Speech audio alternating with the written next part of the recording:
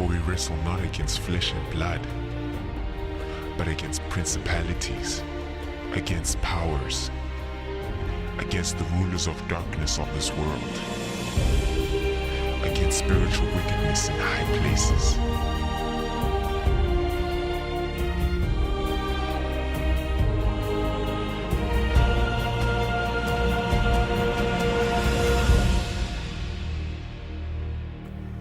Hello, and welcome to a presentation on the Great Controversy, the battle for your choice.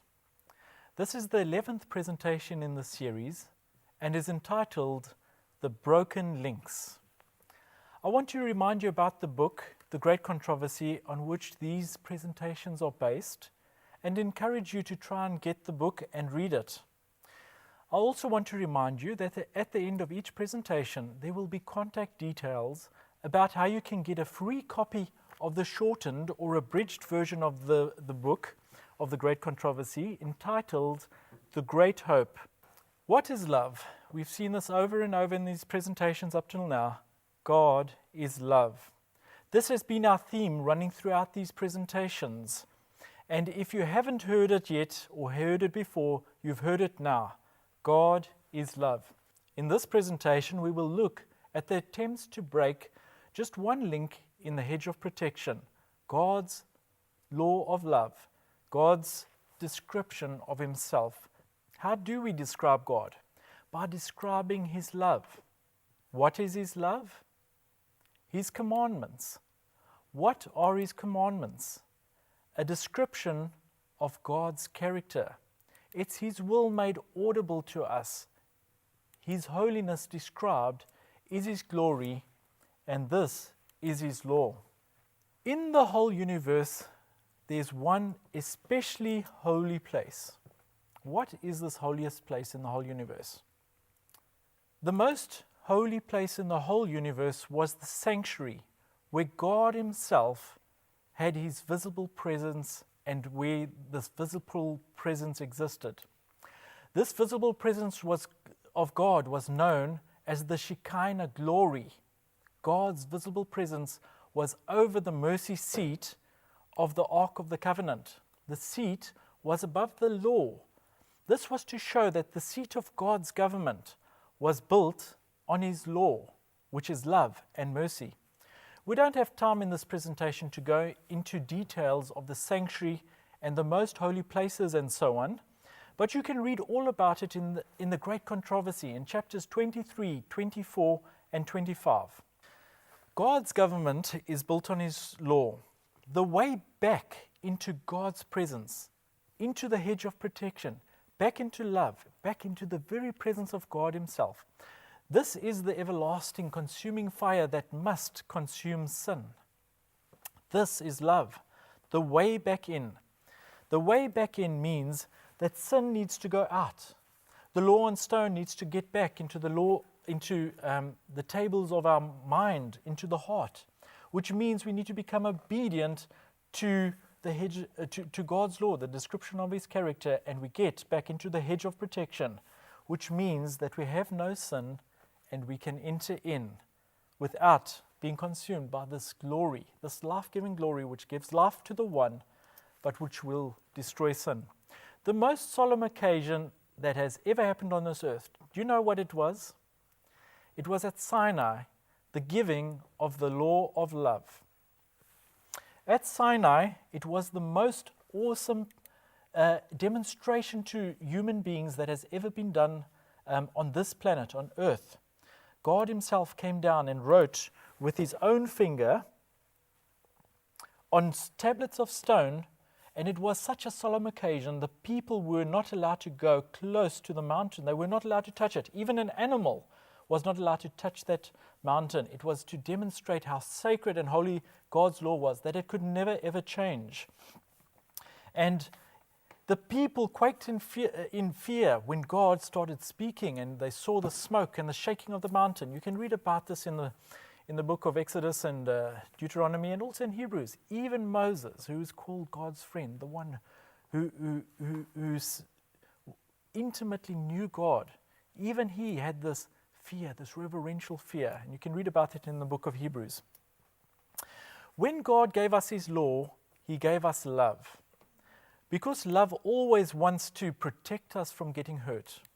These 10 brief words that He spoke on Sinai encompass every aspect and facet of what is needed to prevent a free moral agent from not stepping outside of love.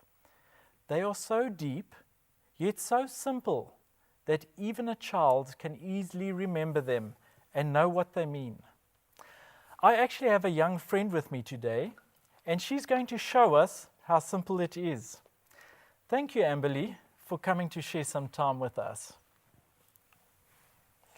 The 10 Commandments. Exodus 20 verse 3 to 17. You shall have no other gods before me. You shall not make for yourself an idol or any likeness of what is in heaven above or on the earth beneath or in the waters under the earth. You shall not worship them or serve them, for I, the Lord your God, am a jealous God, visiting the iniquity of the fathers on the children, and the third and fourth generation of those who hate me, but showing loving kindness to thousands of those who love me and keep my commandments. You shall not take the name of the Lord your God in vain, for the Lord will not leave him unpunished who takes his name in vain. Remember the Sabbath day to keep it holy. 6 days you shall labor and do all your work, but the seventh day is the Sabbath of the Lord your God. In it you shall not do any work, you or your son or your daughter, your male or your female servant, your cattle or your sojourner who stays with you. For in 6 days the Lord made the heavens and the earth, the sea and all that is in them, and rested on the seventh day. Therefore the Lord blessed the Sabbath day and made it holy. Honor your father and your mother, that your days may be prolonged in the land which the Lord your God gives you. You shall not murder. You shall not commit adultery. You shall not steal. You shall not bear false witness against your neighbor. You shall not covet your neighbor's house. You shall not covet your neighbor's wife, or his male servant, or his female servant, or his ox, or his donkey, or anything that belongs to your neighbor. Thank you so much, Amberly. You said it so much better than I could have. Well done. You see how simple they are? You and I can just take a couple of minutes each day and just get to know them. Write God's law in our minds. Okay. I want to go through those 10 commandments with you again. And I want to ask you this question. Which one of those that Amberly has just gone through with us, which one of them is harsh, severe, or arbitrary? Let's go through them again. Thou shalt have no other gods before me. Does that sound harsh or severe or arbitrary? There's a good reason for each and every one of these laws. It's the hedge of protection. It's there to protect us. God is our creator, and the moment we forget him and put anything above him, then something else has taken his place, and we are going to get hurt. Thou shalt not make unto thee any graven image. Once again, it will distract our attention from the source of all life, from the hedge of protection, from a description of God, and we will lose focus and start focusing on something else, on sin and selfishness. Thou shalt not take the name of the Lord in vain. Harsh, severe. On the left, the first four are what protects us as we stay in obedience to God. The second tablet, the last 6, is our relationship to our fellow man. Remember the Sabbath day to keep it holy. Did you know that if we remembered the Sabbath day, the 7th day, Saturday, the day that God originally ordained to remember him, the Creator, that there would never be an infidel, there would never be a skeptic, because we would keep our focus on the Creator and never forget him. That's why that one says, remember. And we'll see in a little bit that many people have forgotten that one. Honor thy father and thy mother. Is that harsh, severe, arbitrary? There's a good reason for saying that. Thou shalt not kill. Who wants to be killed? The golden rule. These all entail the golden rule. Thou shalt not commit adultery. Is that harsh or severe? Thou shalt not steal. There's nothing worse than coming to the parking lot and finding your car gone. Thou shalt not steal. Thou shalt not bear false witness against thy neighbor. And thou shalt not covet. There's a good reason why God gave us each and every one of those. God's moral law those 10 will protect you and keep you inside the hedge of protection. If you choose to go back into the hedge of protection, it's what keeps you there from getting outside again. Okay, let's carry on. Can God change? Malachi 3 verse 6 says, "For I am the Lord, I change not." God can never change. I am the Lord, I change not. If God cannot change, can love change? No, that's obvious because God is love. So love cannot change. And if love cannot change, can His law change? And the answer is no. Remember, they are all describing and the same thing. They are all interlinked. They are all descriptions of God. I've shown this slide before, and I'm just going to show it again. A description of God. This is who, as the Bible comes to describe God. In 1 John 4 verse 8, God is love. His law is love. God is spiritual. His law is spiritual. I apologize for the typing mistake there. There is no 1 Matthew or 1 Matthew. Just go to the book of Matthew and you'll find it. God is truth. His law is truth. God is righteous. His law is righteous. God is holy. His law is holy. God is perfect. His law is perfect. God stands forever. His law stands forever. God is good. His law is good. God is just. His law is just. God is pure. His law is pure. God is unchangeable, and His law is unchangeable. Go and revise those if you've got time. If you've taped this presentation, you can go through them in your Bible. And in these verses, we see God described in the Bible through His law. Let's go through this description. I'm going to allow you to go through this description on your own at a later time. If God's law changes, then His character changes. If God's character changes, then what changes? His love changes. If God's love changes, then God Himself changes. But we just read in Malachi that God cannot change. This is why, if you change one, you're changing everything. You are changing all of this. And God cannot change. Once again at the screen, I want to show you what has happened, and I claim all credit for this, and you'll see why. Me, that's me in the center, not a bad looking guy. Just needs a haircut and his hair combed, etc. But me, that's me, yes, I, remember the I, Paul, have changed God's law. And just follow me here. The 10 commandments are there. And this is the first one. This is what I'm saying. Thou shalt have no other gods before me, Paul, except maybe the TV, if you really need to. Thou can make unto thee any graven image, but just don't worship it. Okay, so that's more appropriate for me. Thou shalt not use foul language in the workplace. Okay, I'm busy changing God's law. It is not necessary to remember the Sabbath day except on Tuesdays. Honor thy father and thy mother only if they don't make you mad. I spoke to my boy about this one, and I said, would that make you happy? And he started to look at this and started to realize where I was going with this. Thou shalt not murder until you have used up all your options. So as a last option, you can murder. You like that one? That would mean you could murder me too. The golden rule, broken. Do unto others as thou would have them do unto you. Thou shalt not commit adultery. My law says thou shalt not commit adultery more than 30 times in your life. 30 times isn't too bad, is it? Thou shalt not steal unless you are forced to due to financial constraints. So if you're battling a little bit there and you see something that you really need and you don't have the finances, then you can steal. You can tell one half lie, and only on Mondays and only if necessary. And thou shalt not covet unless your neighbor has more than you do. I'm sure you like those laws more than God. They give you so much more freedom, don't they? Okay, so I, Paul, yes, me, I've changed God's law. But you look at me and you say, but you can't. But I can. I just did. Did you not read them with me? We looked at them on the screen together. I have changed God's law. Who are you? Who are you? I'm sure that's what's going through your mind right now. Who are you? What authority do you have to do this?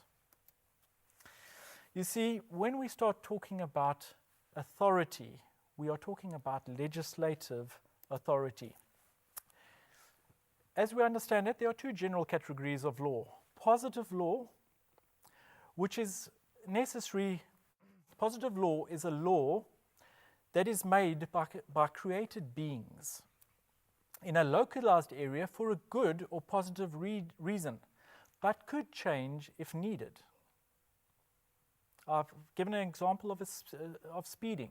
To protect us, there's rules about an area, but as they make the roads bigger and straighter, then the speed limit could go up. It can change. Okay.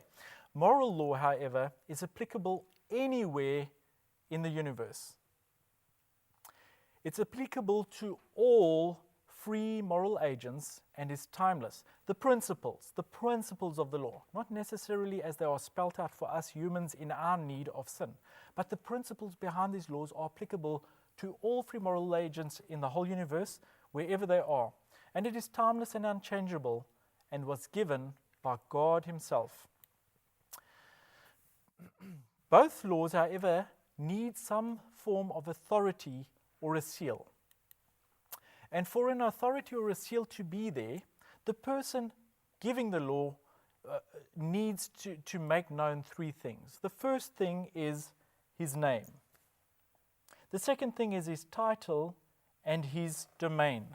Let's look a little bit deeper into this authority, the seal of authority that we have.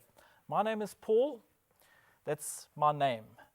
My title is Dad, and I have authority over 3 kids. That is my domain. So at home, I've joked with them. I said, I'm the head honcho. That is my domain. And so that is my seal of authority at home.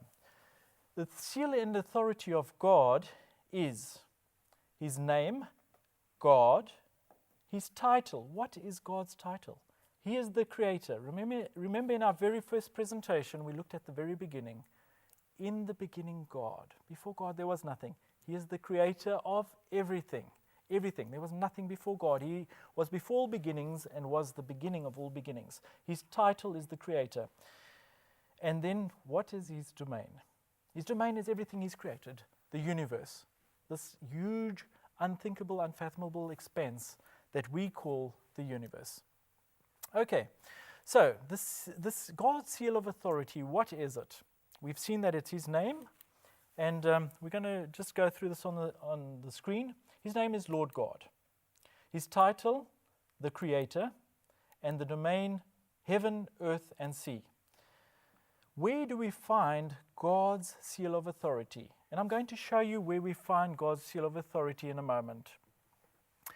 It's right in the heart of the hedge of protection, right in the heart of love, right in the heart of a description of His character. Let's look at this. Exodus 20 verse 11. Amberlee's just quoted from Exodus, and this is where it comes from. Exodus 20 verse 11 says, "For in 6 days the Lord," His title, "made." Who made? There's only one person that can make. The Creator, that's His title. The Lord is His name. Creator is His title. Heaven and earth and sea. That's everything around us. That's everything we can imagine. That is His domain. The universe is His domain. And all that in them is, and rested the 7th day. Wherefore the Lord blessed the Sabbath day and hallowed it. This is God's seal or mark of authority. Okay, so can I change God's law? And the answer is obvious. I can never ever do this. I do not have those titles, authority, or domain. Okay, but there are, however, people that have tried and attempted to do this. And we will briefly just go into this in the next couple of slides. Okay, what is the greatest evidence that God's law could never ever be changed? And I want you to think about this very carefully. The greatest evidence is Calvary, the cross, the implementation of the plan of salvation, the everlasting covenant being fulfilled. The law could, if the law could be changed, then God need never have died for us. Remember, it was God who died for us. Lucifer, our enemy, Satan himself, was the murderer. If you really believe that God is love, do you think that the Father would have allowed his Son to be so cruelly put to death if there really was no other way? God could then just have changed the law. The problem is that you cannot make life equal to death, love equal to selfishness and sin. How is Satan trying to destroy us? By using any means to keep us from choosing love, yes, from life itself. The method he uses is lies, deceit, treachery. So, how to eternally destroy a soul? This is Satan's method. To keep us from choosing God, love and life, there are two main ways he uses. First of all, he tries to make us humans believe, like he tried with the universe, that God is harsh, severe, and arbitrary. But failing this, he tries to make us believe that God has changed. Okay, God has changed. Convince humans that God's law has changed, and they will not get back into the hedge of protection. If God's law has changed, why get back in? Why get back into love and life? Almost the whole world has been convinced by this lie. Once you have changed God's law, even if they know that his law has changed, then make it so inconvenient or difficult for them to want to go back into God's law. This is his methodology. He makes it difficult or inconvenient for us to get back into his law. So, has Satan changed God's law? And the answer is no, emphatically no. No one. I cannot change his law. It cannot be changed. Satan cannot change it. Nobody can change God's law. Did I change God's law then? I just said I didn't. Could I change God's law? No. For the same reason, Satan or anybody else can never ever change God's law. They don't have the title, the domain, or the authority. Another question first. Has heaven and earth passed away? Matthew 5 verse 18 says, "For verily I say unto you, till heaven and earth pass away, one jot or one tittle," the tiniest little dot on the paper or little T crossing, that's what this means. One jot or one tittle shall in no wise pass from the law. Has Satan tried to change God's law? And the answer is yes, emphatically yes, he has tried. How? Through his agents. In Daniel 7 verse 25 we read, "And he shall speak great words against the Most High, and shall wear out the saints of the Most High, and think to change times and laws. And they shall be given into the hand until times, and the dividing of times." Okay, so God's law is changed is a lie. Satan and his servants have changed God's law. Do you believe this? Do you believe that he's changed God's law? Almost the whole world believes this lie. It is quite possible that you have believed this lie all your life. Satan, through his servants, has tried to do just that. In 2 Thessalonians 2 verse 3 we read, "Let no man deceive you by any means, for that day shall not come, except there come a falling away first, and the man of sin be revealed, the son of perdition, who opposeth and exalteth himself above all that is called God, or that is worshipped, so that he, as God, sitteth in the temple of God, showing himself that he is God." This is what Satan has always wanted to do. And how can he show that he is God, sitting in the seat of God? His government is better than God's. How can he do it? Satan has changed all 10 of God's commandments on this planet by legislation. But they are not universally changed. They are localized to certain areas, certain countries, not throughout the whole world. One, however, that will be changed almost internationally and will be universally legislated is happening, and Satan is pushing to break this one important link in the chain of God's hedge of protection. So Satan's seal of authority. We've seen God's seal of authority. Satan wants to usurp, take over, destroy God's seal of authority. So he says, my name is Satan. My domain is God of this world. And his domain is the world. He's changed the fourth commandment. He's made it 4b. Where God's was number 4, he's made it the 4b, the second. Exodus 20 verse 11 now reads like this. For most people on this planet, for in 6,000 years, Satan, his name, his title is, who is God of this world, and his domain commanded the change of this world, of the Creator's seal, the fourth commandment, and said that the rest day was no longer the seventh day, Saturday, but now the first day of the week. Wherefore Satan blessed Sunday and hallowed it. In Revelation 9 verse 4 we read, hurt not, but only those men which have not the seal of God in their foreheads. This is where we do our thinking. This is where we are choosing to have love put in. This is where we're going to have the seal of God. It's embedded in our thinking, our choices, our lifestyles, our characters, and therefore our destiny will be with God. Revelation 9 verse 4 says, and the third angel followed them, saying with a loud voice, if any man worship the beast and his image, and receive his mark in the forehead or in his hand, the same shall drink of the wine of the wrath of God. So regardless if you have changed God's law in people's minds, then you have put yourself in the place of God, showing yourself that you are above God, and you get the praise as if you are God. In our next presentation, we'll be looking into the most expensive thing in the whole universe and learn what it is.